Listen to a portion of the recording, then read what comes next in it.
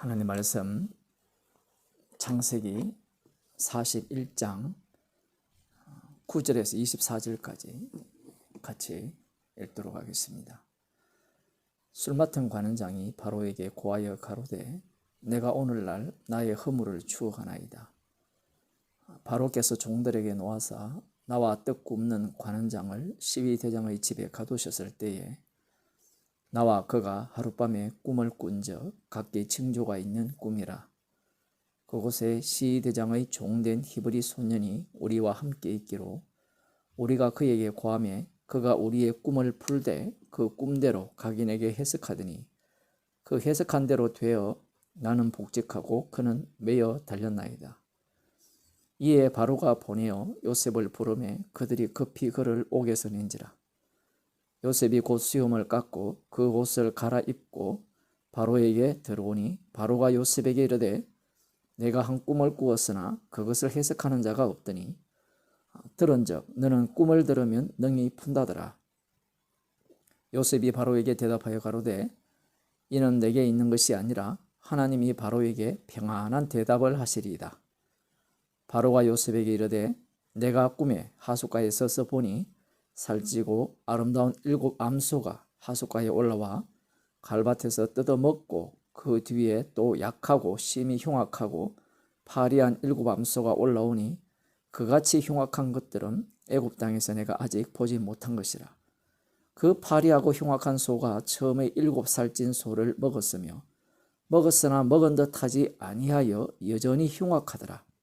내가 곧 깨었다가 다시 꿈에 보니 한 줄기에 무성하고 충실한 7 이삭이 나오고 그 후에 또 쇠약하고 동풍에 마른 7 이삭이 나더니 그 쇠약한 이삭이 좋은 7 이삭을 삼키더라. 내가 그 꿈을 술객에게 말하였으나 그것을 내게 보이는 자가 없느니라. 아멘. 바로왕이 꿈을 꾸었었죠. 꿈을 꾼 이후에 애굽에 있는 모든 술객과 박사들을 불러서 꿈을 해석하라고 했지만 그 어느 누구도 해석할 수가 없었습니다. 그 이유는 간단하죠. 하나님께서 꿈을 꾸게 해주셨고 그 해석조차 하나님이 하셔야만 이 꿈의 해석이 제대로 되어지는 해석이에요. 달리 말하면 이 바로왕에게 어떠한 해석을 하더라도 바로왕이 마음에 드는 해석이 될 수가 없다라는 겁니다. 결국 이 요셉이 감옥에서 술 맡은 관원장과 떡 굽는 관원장의 꿈을 해석해 주었죠. 그 해석한 이 결과가 지금 이 술 맡은 관원장에 의해서 드러나고 있습니다. 제가 어제 말씀드리면서 해석이라는 것이 술 맡은 관원장의 입장은 어떤 입장인가 하면 요셉이 용하다는 거예요. 꿈을 꾸었는데 술 맡은 관원장은 이 전적을 회복할 것이라고 했고, 그리고 떡 굽는 관원장은 나무에 매달릴 것이라고 이렇게 해몽을 했을 때 그대로 되었다는 거예요. 이들은 꿈 해석을 제대로 한 요셉으로 본 겁니다. 제가 어제 그런 말씀을 드렸죠. 요셉의 꿈의 해석은요, 말씀입니다. 말씀은요, 능력이 있어요. 그 말씀대로 되어진다라는 사실입니다. 인간들이 흔히 말하는 그런 꿈 해몽이 아니에요. 지금 이 요셉의 꿈 해석이 실제로 그 해석이 지금 작동하고 있죠. 2년 동안 아무런 작동이 안 된 것 같지만 요셉의 입장에서는 해석해주고 끝났네 라고 생각했지만 꿈이 활동하고 있었고 해석이 활동하고 있죠. 요셉의 꿈이 활동하고 있고 요셉의 해석이 지금 친히 역사하고 있다는 사실입니다. 그래서 이 술 맡은 관원장이 이런 이야기를 하니까 바로왕의 귀가 쫑긋해진 거예요. 당장 불러오라는 겁니다. 그래서 요셉을 부르며 그들이 급히 그를 옥에서 낸지라. 다급하게 부르는 겁니다. 급히 옥에서 끄집어내어서 요셉의 수염을 깎고 그 옷을 갈아입히고 바로에게 들어오니까 바로가 요셉에게 다짜고짜 이런 말을 합니다. 내가 한 꿈을 꾸었으나 그것을 해석하는 자가 없더라는 겁니다. 참으로 기가 찰 노릇이죠. 그 강력한 국가에 수많은 술객과 박사들이 있는데 그들이 꿈을 해석 못했다는 것은 기가 찰 노릇이죠. 그런데 지금 요셉에게 이런 이야기를 하면서 하는 말이, 내가 들어보니까 너는 꿈을 들으면 능히 푼다더라. 바로 왕이 요셉을 대하는 태도입니다. 요셉을 어떤 사람으로 대하는가? 꿈을 들으면 푸는 사람으로 대하는 거예요. 해몽가로 대하는 겁니다. 이 바로 왕에게는 무엇이 없는가 하면요, 언약이 없어요. 약속이 없기 때문에 바로 왕의 관심은 오직 하나뿐입니다. 무엇일까요? 우리의 관심이 오직 하나밖에 없잖아요. 나의 행복, 나의 평안. 그것도 외에는 없거든요. 바로 왕도 마찬가지입니다. 꿈을 꾸었을 때 번민했거든요. 너무 찝찝해요. 찝찝하면 살기 어렵잖아요. 그 찝찝함을 해소해야 돼요. 그래야 내가 행복하고 평안하거든요. 그러한 어떤 이 바로왕의 말에 대해서 요셉이 기똥찬 말을 합니다. 기똥찬 말. 제가 기똥찬 말을 이렇게 표현을 했는데, 요셉이 바로에게 대답하여 가로되 이는 내게 있는 것이 아니라 하나님이 바로에게 평안한 대답을 하시리이다. 이야, 이 요셉의 이 말은요, 알아들을 사람만 알아들었고요, 저주받을 놈은 저주받아라, 이 얘기입니다. 무슨 얘기인가 하면, 여기에 보면 이는 내게 있는 것이 아니라고 하죠. 무엇이? 꿈, 해몽이. 왜 요셉에게 있는 것이 아닙니까? 해몽은, 해석은 단순히 해석이 아니라 해석되어진 내용의 그 내용이 말이 말씀이 되어서 친히 이루어 가기 때문에 그래요. 요셉은 지금 그것을 알고 있는 겁니다. 그러면서 이런 말을 하죠. 하나님이 바로에게 평안한 대답을 하시리이다. 여기서 하나님은 엘로힘입니다. 복수죠. 이 하나님이라는 이 단어가 이 두 가지 의미로 쓰여질 수가 있어요. 요셉의 입장에서는 모세 언약을 경유를 하게 되면 언약의 하나님, 여호와 하나님이라고 부를 수 있는 겁니다. 지금 창세기에서는 전능한 하나님으로만 나타났기 때문에 전능한 하나님으로서의 엘로힘이라고 볼 수 있어요. 그런데 바로 왕의 입장에서는 엘로힘이라는 것은 그냥 신들이에요. 그 신들 중에 하나가 이 요셉이 믿는 신이겠죠. 신들이 바로왕 자신에게 축복을 줘야 되고 평안을 줘야 되고 행복을 가져다 줘야 된다는 게 이 바로왕의 입장입니다. 그래서 신을 믿고 신을 숭배하는 거죠. 지금 요셉이 이렇게 말함으로 말미암아 이 바로가 왜 이 꿈의 해석을 요청하는지를 분명히 하고 있습니다. 꿈의 해석, 해몽을 요구하는 이유가 뭐냐라는 것은 한마디로 평안을 얻고자 하는 겁니다. 행복하기 위해서 그래요. 우리들도 똑같죠. 사람들이 꿈을 꿨을 때 이 뒤숭숭한 꿈을 꾸면 별 생각을 다 하잖아요. 그 왜 별 생각을 다 합니까? 평안을 얻기 위해서 그렇잖아요.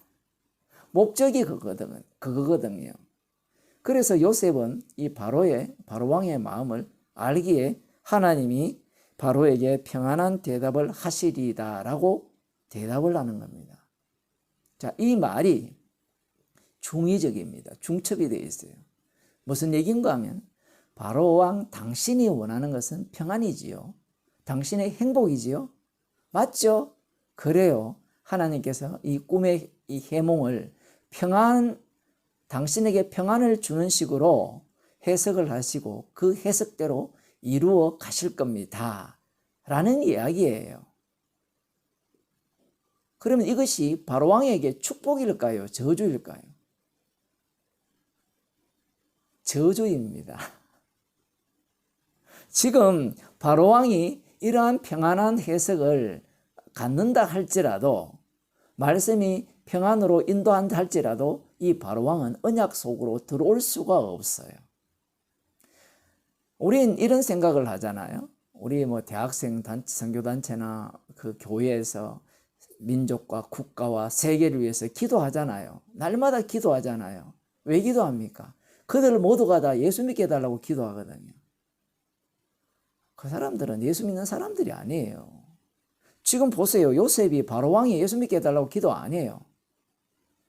언약의 하나님을 알게 해달라고 기도하지 않습니다. 너는 너 역할만 하라는 거예요. 어떤 역할? 하나님께서 평안한 대답을 해 주실 때 그 평안한 세계 속에 우리의 약속의 자녀들, 야곱의 족속들을 보호만 하라는 이야기입니다. 사람들은 이러한 어떤 이 구별된, 나누은 이 작업들, 여기에 대해서 별로 좋아하지 않아요. 그래서 방금도 말씀드린 바와 같이 가정에 뭐 자녀나 남편이나 아내가 예수님을 안 믿는다면 그들이 믿기를 간절히 바라죠. 물론 그것은 누구나가 다 그렇게 기도해야 되죠. 사도 바울도 자기 민족들이 구원 얻기를 바라죠. 그렇게 기도를 합니다. 그렇게 기도해야지 죄가 드러나거든요. 죄 드러나기 위해서 기도하는 게 아닌데 사실은 무슨 얘기인가 하면 그게 행복이거든요. 내 자식, 내 남편, 내 아내가 모두 예수 믿고 천국 가는 게 좋다라는 겁니다. 그리고 뭐 회사라든가 국가라든가 세계가 모두가 다 예수님을 믿으면 내가 살기 편한 세상이 된다는 거예요. 그래서 기도하는 겁니다. 그렇게 되어버리면 무엇을 삭제해버리는가 하면요, 예수님이 십자가 지실 이유가 없어져 버립니다. 예수님의 십자가는 지옥 보낼 자는 지옥 보내고요, 천국 보낼 자는 천국 보내는 그 능력이 거기에서 나와요. 마태복음 한 장을 보고 마치도록 하겠습니다. 너무나 유명한 말씀이죠. 5장, 마태복음 5장 14절, 너희는 세상의 빛이라. 산 위에 있는 동네가 숨기지 못할 것이요, 사람이 등불을 켜서 말 아래 두지 아니하고 등경 위에 두나니 이러므로 집안 모든 사람에게 비치느니라. 이같이 너희 빛을 사람 앞에 비치게 하여 저희로 너희 착한 행실을 보고 하늘에 계신 너희 아버지께 영광을 돌리게 하라. 흔히 이 본문을 성도들의 이 세상에서 어떻게 살아야 되는가, 빛으로 살아야 된다. 그래서 사람들이 우리의 착한 행실을 보고 하늘에 계신 우리의 아버지께 영광을 돌리게 해야 된다. 이게 예수님의 명령이다 라고 이렇게 해석을 해요. 그게 맞는 해석입니까? 성경 본문은 먼저 예수님에게 적용을 해야 돼요. 앞부분에 너희는 세상의 소금이라 했거든요. 소금이 만일 그 맛을 잃으면 무엇으로 짜게 하리요? 후에는 아무 쓸데없어 다만 밖에 버려 사람에게 밟힐 뿐이니라. 제가 이 본문 갖고도 한번 이전에 탕자교회 오후 성경 말씀 전할 때 제가 설교를 했었죠. 이 본문을 읽어보면 참 재밌습니다. 소금이 맛을 잃으면 밖에 버려진다는 거죠. 예수님이 소금이죠. 소금인데 십자가에 못 박아 죽여버립니다. 버림을 당해요. 소금이기 때문에. 그게 소금다운 소금이에요. 그 본문과 연결된 게 너희는 세상의 빛이라 했잖아요. 예, 산 위에 있는 동네가 숨기지 못할 것이다 라고 예수님께서 말씀하셨는데, 이 본문의 정확한 예가 성경에 나옵니다. 누가복음 4장에 나오죠. 예수님께서 자신의 고향 나사렛에서 회당에 들어가서 이사야 61장을 읽으시죠. 하나님의 성령이 내게 임하셨으니, 그러면서 가난한 자에게 복음을, 저는 자를 걷게 하고 눈먼 자를 눈뜨게 하는 이 말씀이 오늘날 너희 귀에 응하였다라고 하니까 이 동네 사람들이 예수님을 낭떠러지로 밀고 끌고 가서 낭떠러지로 밀어서 죽이려고 했어요. 산 위에 있는 동네예요. 언덕 위에 있는 동네. 예수님이 빛이죠. 그 빛을 비추니까 어떤 일이 발생했습니까? 그들은 예수님에 대해서 적대적으로 나와야 돼요. 이 세상은 두 요소가 있어야 돼요. 어떤 요소가 있어야 되는가 하면 지옥 갈 자들이 있어야 되고요. 천국 갈 자들이 있어야 되는 겁니다. 그래서 이 바로왕은 절대로 이 언약 속으로 들어올 수가 없는 거예요. 그래야만 진노의 그릇으로서의 그 역할을 보여주는 겁니다. 우리 같으면 이런 생각을 갖잖아요. 요셉이 총리 대신이 되잖아요. 꿈을 해석하잖아요. 그러면 요셉이 이 바로왕을 전도해서 예수 믿게 하면 되잖아요. 그러면 이 야곱의 족속들, 야곱과 그 형제들 70명이 이 애굽에 내려와서 행복하게 살 수 있잖아요. 그게 우리들이 생각하는 거 아니에요?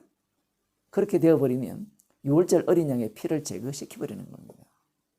이 세상은요, 십자가의 피를 증거하기 위한 세상이에요.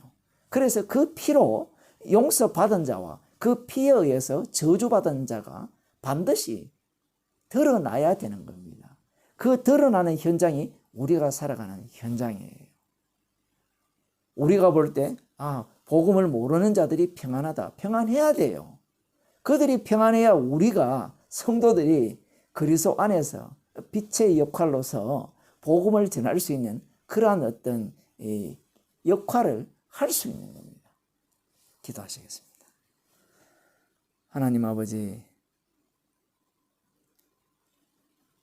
이 세상 모든 사람들은 나의 평안을 요구하고 있고 나의 행복을 꿈꾸고 있지만 언약 속에 사로잡힌 요셉은 고난 속으로 죽음 속으로 내몰리는 그러한 모습을 바라봅니다. 우리의 인생을 불쌍히 여기시사 나의 행복과 나의 평안을 위한 인생이 아니라 이미 십자가 안에서 평안한 자요, 이미 행복한 자임을 늘 확인하며 이 땅을 살 수 있도록 저희들을 인도하여 주시고, 믿지 않는 자가 복음 앞에 화를 내며 복음에 화합하지 못하는 그러한 일들이 십자가의 능력임을 저희들이 늘 확인하며 살 수 있도록 도와주옵소서. 예수님 이름으로 기도드리옵나이다. 아멘.